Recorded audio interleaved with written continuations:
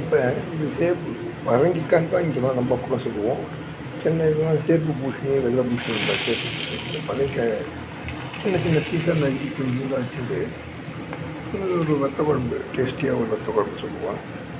கொஞ்சம் ஒரு 30 ml நல்லெண்ணெய் ஊற்றி கடுகு பெருங்காயத்தை தாளித்து விட்டு கருவேப்பிலை தாளித்து விட்டு 2 வெந்தயமும் போட்டுட்டு தாளித்து விட்டு பரங்கிக்காயை இதில் போட்டு நல்லா வதக்கி வெங்காயம் பொரிஞ்சப்புறம் அதுலேயும் கொஞ்சம் தேவையான காரப்பொடி உப்பு போட்டு நல்லா பிரட்டணும்.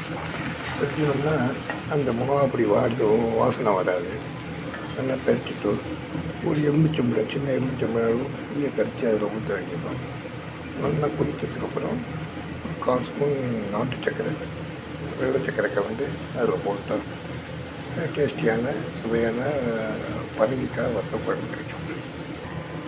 கடைசியாக கொஞ்சம் அரிசி மாவு இருந்தால் அது நல்லா கொஞ்சமாக கரைச்சி அதில் ஊற்றிட்டோம்னா கொஞ்சம் திக்னஸ் கொடுக்கும்.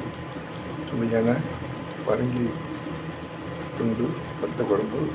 ஒரே ஒரு 2 பீஸ் தக்காளி பீஸும் போட்டிருக்கேன். வெண்டைக்காய் இருந்தாலும் போட்டுக்கலாம். அவளோட வெள்ளிங்காசு சுவையானது நல்லா இருக்கும் சாப்பிட. நீங்களும் அதில் பண்ணி பாருங்கள். சுவையான வத்த குழம்பு பரங்கி துண்டு போட்டது. Thank you. Ramasamy friends and relatives வரும்போது இது வரைக்கும் சப்ஸ்கிரைப் பண்ணாதவங்க பண்ணும்போது தேங்க்யூ வெரி மச்.